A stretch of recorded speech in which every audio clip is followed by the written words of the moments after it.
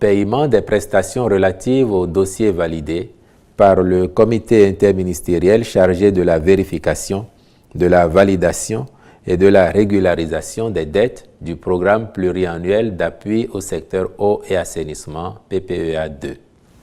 La mise en œuvre de l'accord relatif à ce projet avait été arrêtée suite à de graves irrégularités constatées dans la gestion financière du programme lors de l'audit effectué en 2014.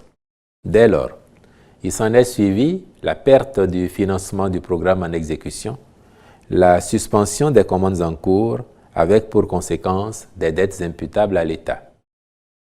Aussi, pour élucider au mieux cette affaire, un comité interministériel avait-il été mis en place en novembre 2018 avec pour objectif de procéder à la vérification minutieuse, à l'analyse sur pièces, à la validation et à la régularisation des dettes du PPEA 2 au jour de l'arrêt du programme. Au cours de ces travaux, le dit comité a examiné 260 dossiers de commande publique et 1147 ordres de mission. Sur ce total, il a validé 48 dossiers concernant des prestataires et entrepreneurs pour un montant de 997 42 244 francs CFA, ainsi que 988 ordres de mission au nom d'agents publics pour un montant de 146 796 000 francs CFA. Il y a lieu de signaler que sur 353 autres dossiers, 21 dont la validation est soumise à la production de pièces complémentaires ont été différés pour être étudiés ultérieurement. Le comité a rejeté sous réserve de validation les 332 dossiers restants d'un montant total estimé à 3 85 569 088 francs CFA, parmi lesquels certains sont relatifs à des prestations intellectuelles dont les ordres de service, les rapports et les procès-verbaux de validation figuraient dans les dossiers au moment de leur étude. Par ailleurs, 18 autres dossiers qui relèveraient de la contrepartie béninoise du programme ont été présentés par la Direction générale de l'eau et ont fait l'objet d'une étude spécifique par le comité. Ces dossiers concernent, après analyse, des dépenses de fonctionnement de cette direction qui ne devraient pas être considérées comme des dettes imputables aux ressources mises en place par le partenaire néerlandais. Prenant acte de ce rapport, le Conseil a autorisé le paiement des frais liés au dossier validé et décidé de la mise en place d'un nouveau comité qui devra poursuivre méthodiquement l'examen en profondeur des dossiers différés ou rejetés, notamment ceux liés aux prestations intellectuelles, avec un accent particulier sur les ordres de service. Je vous remercie. La Haute Autorité de l'Audiovisuel et de la Communication, organe en charge de la régulation des médias au Bénin, reconnaît les efforts des médias en ligne dans la fourniture de l'information au Bénin. En effet, à la suite d'une longue période de formalisation ponctuée d'appels à candidature et d'exigences techniques, 46 médias en ligne ont signé ce mercredi 13 décembre 2023 la convention avec l'institution. Il s'agit de 4 radios en ligne, 16 presses écrites en ligne et de 26 télévisions en ligne, dont Speedline TV. Président la cérémonie, le président de la RAC, Rémi Prosper Moretti, a salué les efforts des uns et des autres et se réjouit de l'aboutissement heureux du processus. Ensuite, il a invité les promoteurs de ces organes de presse en ligne au respect des dispositions contractuelles et au sens d'éthique et de professionnalisme.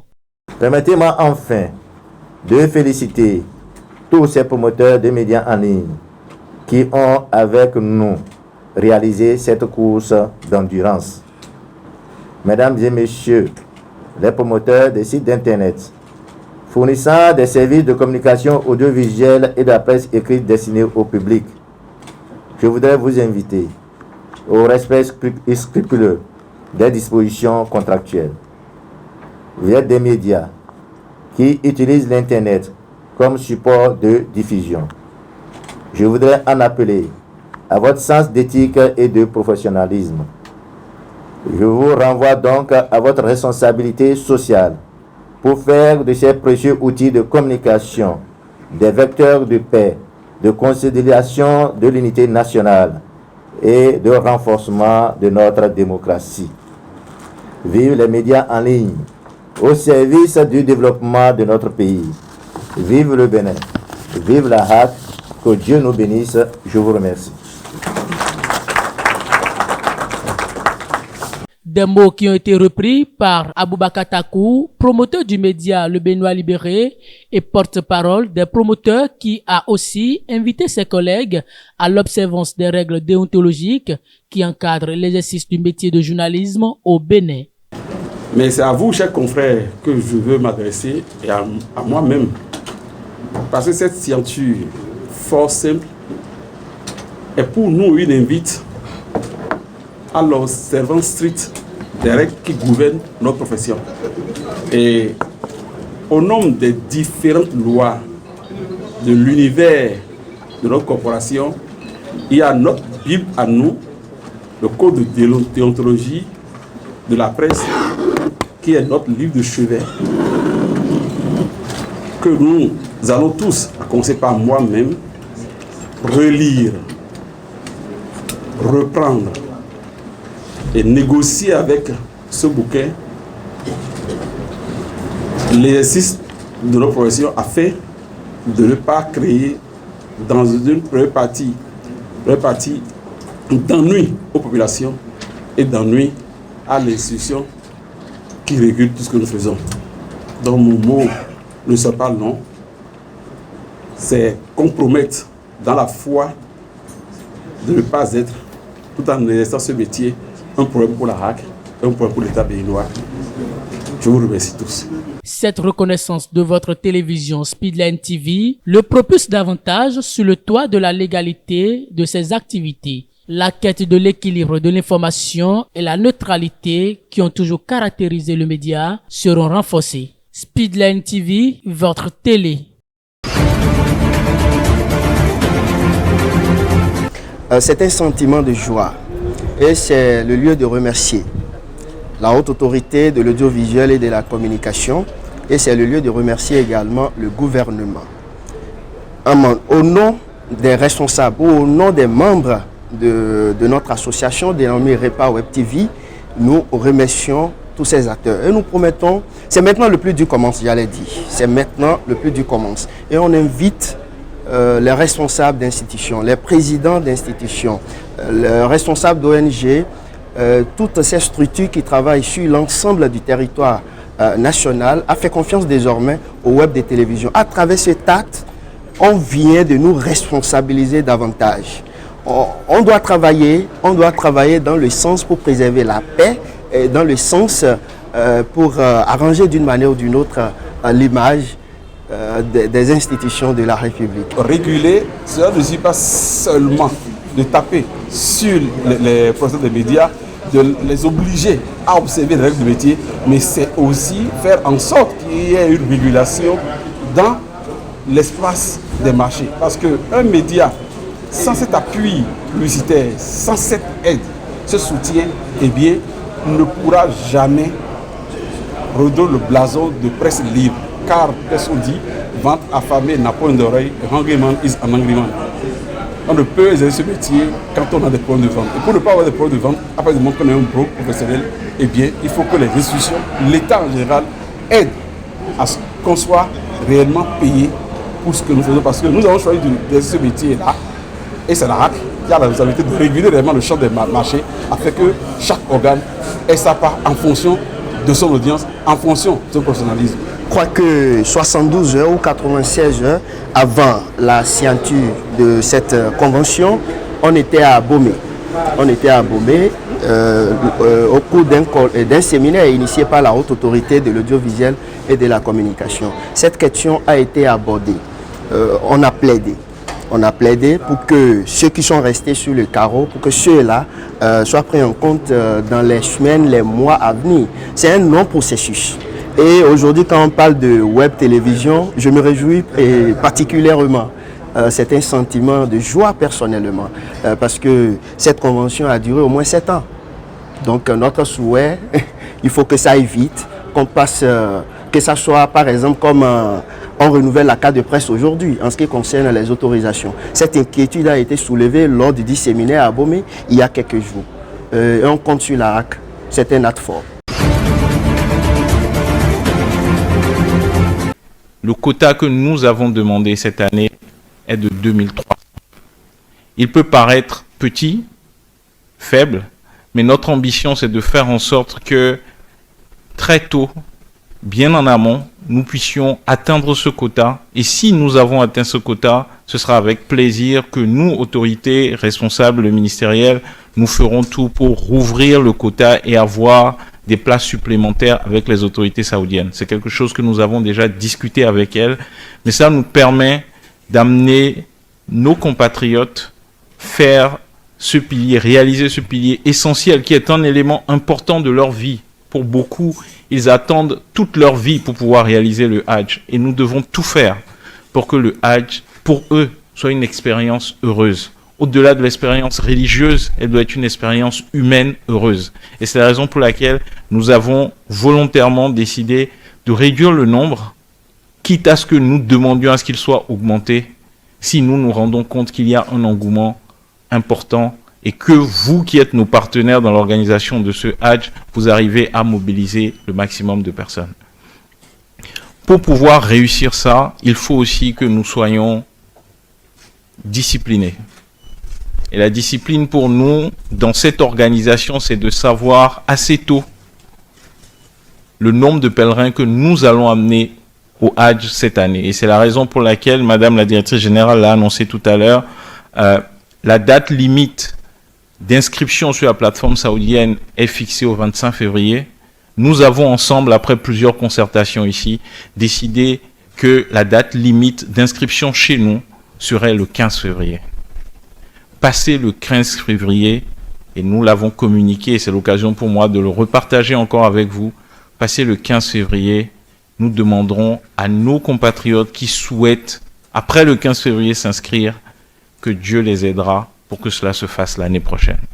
C'est le moyen pour nous de nous assurer que nos compatriotes qui partiront au Hajj cette année seront bien encadrés, que nous ferons en sorte que leurs conditions d'hébergement, de pèlerinage seront excellentes au niveau de l'Arabie Saoudite. Donc, acceptez-le ainsi. Je sais que c'est très challengeant. C'est un objectif important de vous demander entre aujourd'hui, on est le 12 décembre, et le 15 février de mobiliser tous vos pèlerins. Mais il faut que nous l'acceptions ici pour que nous puissions avoir le meilleur résultat à la fin.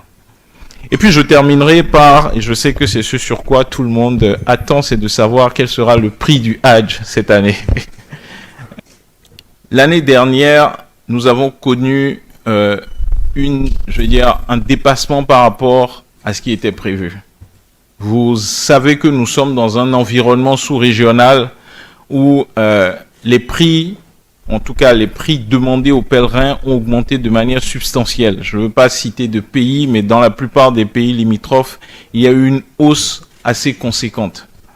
Mais nous savons aussi que c'est un moment important de la vie de nos compatriotes de confession musulmane. Et c'est la raison pour laquelle le président de la République a décidé que le prix du Hajj cette année serait maintenu, comme celui de l'année dernière, aux alentours de 3 500 000, pour nous assurer que le maximum de nos compatriotes pourront accéder à et réaliser ce rêve qui est le leur. Ça veut dire quoi? Parce qu'on maintient le prix quasiment identique à ce qui a été payé l'année dernière par les pèlerins. Ça veut dire qu'ensemble, avec vous, au niveau du COS, du sous-COS, des différents comités, nous avons un travail important à faire pour nous assurer qu'on puisse tenir dans ce budget tout en nous assurant de la bonne réalisation du Hajj. C'est un réel plaisir pour moi de dire que cette année, il n'y aura pas d'inflation au Bénin. Je pense que nous serons un des rares pays de toute la sous-région à maintenir le prix du Hajj pour pouvoir le rendre abordable pour nos concitoyennes et nos concitoyens qui souhaitent réaliser ce pilier essentiel de l'islam.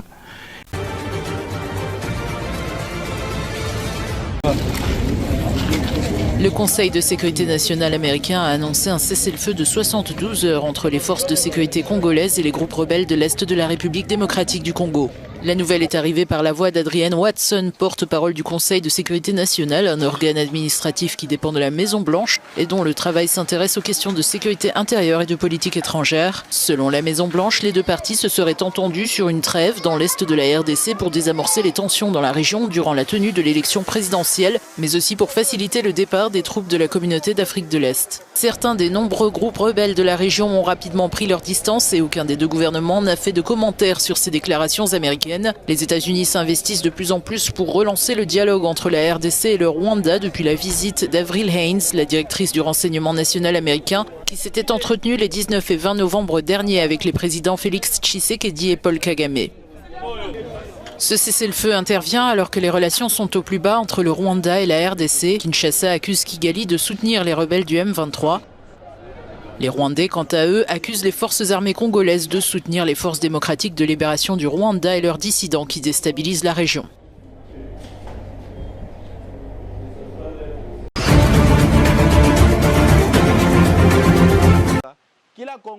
À quelques jours de la présidentielle en République démocratique du Congo, des milliers de personnes déplacées sont toujours sans carte d'électeur.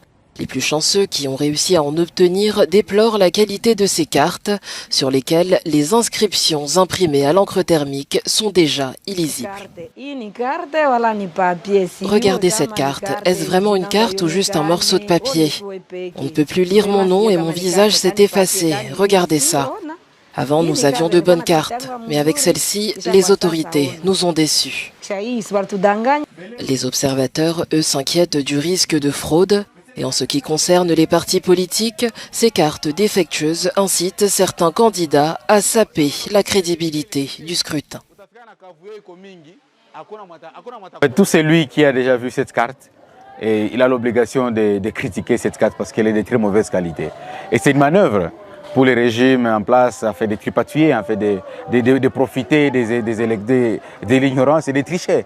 Parce que cette carte est de mauvaise qualité, c'est une manière de favoriser les vols, de favoriser la fraude. La commission électorale est également confrontée à des obstacles logistiques.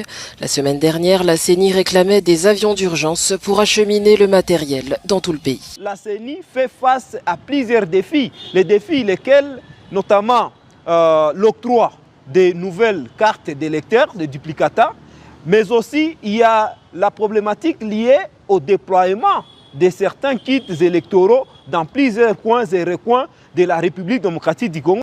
Malgré le scepticisme des observateurs, la commission assure que le calendrier électoral sera bel et bien respecté.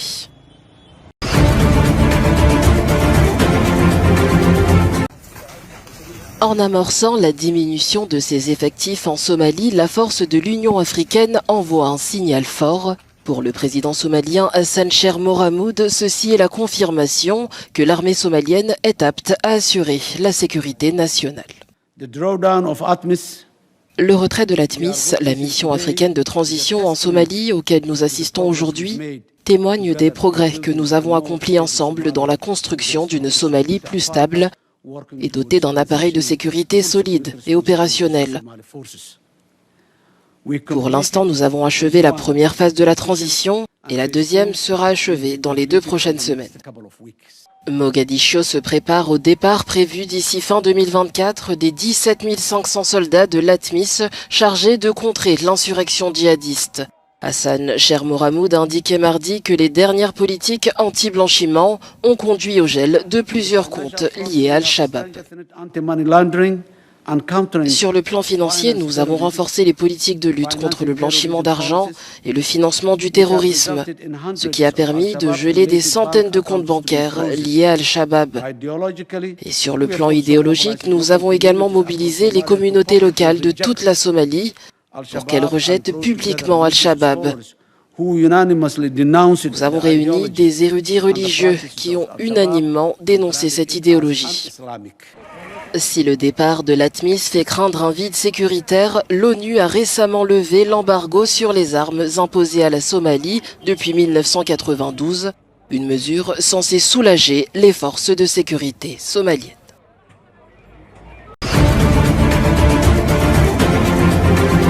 Proposals specify En conférence de presse mardi à Johannesburg, le ministre sud-africain de l'énergie a dévoilé le nouveau plan basé sur le nucléaire pour tenter de sortir de la grave crise d'électricité que connaît le pays. C'est un sujet assez important. Nous sommes ici à cause des crises énergétiques. La production d'électricité ne peut répondre à la demande. Il faut donc une capacité de production supplémentaire parce que la flotte d'Eskom vieillit et nous avons besoin d'une capacité de production supplémentaire. Des discussions avec plusieurs fournisseurs potentiels pour l'acquisition de nouvelles unités de production sont en cours. Il pourrait s'agir de réacteurs conventionnels ou de petits réacteurs modulaires, moins puissants mais aussi moins coûteux. Une première mise en service est espérée à l'horizon 2032-2033. Nous allons nous assurer d'atteindre cette capacité nucléaire supplémentaire de 2500 MW afin de répondre aux questions de sécurité nationale et de souveraineté énergétique. Il s'agit d'une étape importante, car nous savons qu'historiquement, dans un passé récent, le processus a été embourbé dans de la polémique. Nous sommes à présent heureux d'avoir pu régler les problèmes liés à ce processus d'approvisionnement. L'Afrique du Sud possède une seule centrale nucléaire.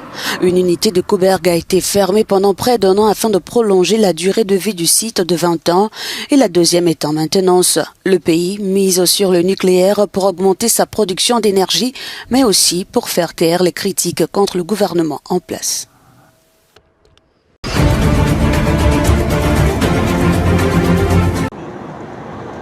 Près de 200 pays ont approuvé à la COP28 de Dubaï un appel à abandonner progressivement les énergies fossiles, principales responsables du réchauffement climatique. Une première en 28 ans de sommet sur le climat. J'invite l'Assemblée à adopter le projet de décision intitulé « Résultats du premier inventaire mondial »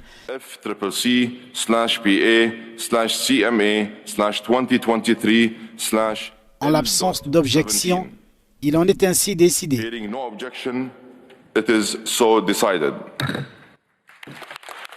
Mais le texte reçu par des acclamations et qualifié d'historique parle de transition hors et non plus de sortie du pétrole, du gaz et du charbon.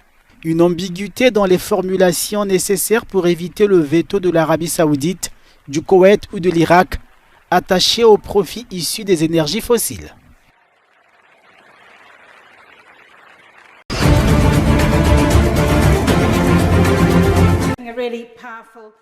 Le projet de loi controversé du gouvernement britannique pour expulser vers le Rwanda des migrants arrivés illégalement au Royaume-Uni a franchi mardi soir un premier obstacle au Parlement, accordant un répit au Premier ministre Rishi Sunak. Après 7 heures de débat, le projet de loi a été approuvé par 313 voix pour et 269 contre à la Chambre des communes. Le texte britannique vise à répondre aux objections de la Cour suprême qui a bloqué le mois dernier une précédente version du projet. Le ministre de l'Intérieur James Cleverly a assuré à l'ouverture des débats que le nouveau texte est conforme aux termes de la Convention sur les réfugiés. Le traité que j'ai signé la semaine dernière ne laisse planer aucun doute juridique sur la sécurité du Rwanda.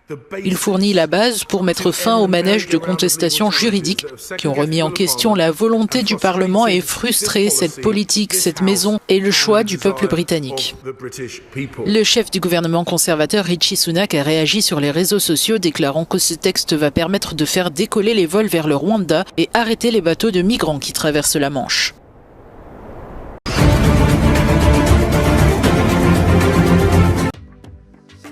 « 14,2 milliards de dollars, c'est le montant record des accords commerciaux conclus entre les États-Unis et l'Afrique en 2023. Une fierté pour Washington qui s'est félicité mercredi pour cette croissance exceptionnelle. Cette année, pas moins de 500 accords commerciaux et d'investissement ont été signés entre les USA et les pays africains, marquant une hausse de 67% par rapport à 2022. La même année, Washington s'était engagé à investir 55 milliards de dollars sur 3 ans en Afrique. Les États-Unis, qui ont déjà concrétisé plus de 40% de leurs engagements pris lors du dernier sommet USA-Afrique, ambitionnent d'atteindre au moins 70% d'ici fin 2024, une stratégie qui vise notamment à contrer la présence croissante de son rival chinois sur le continent.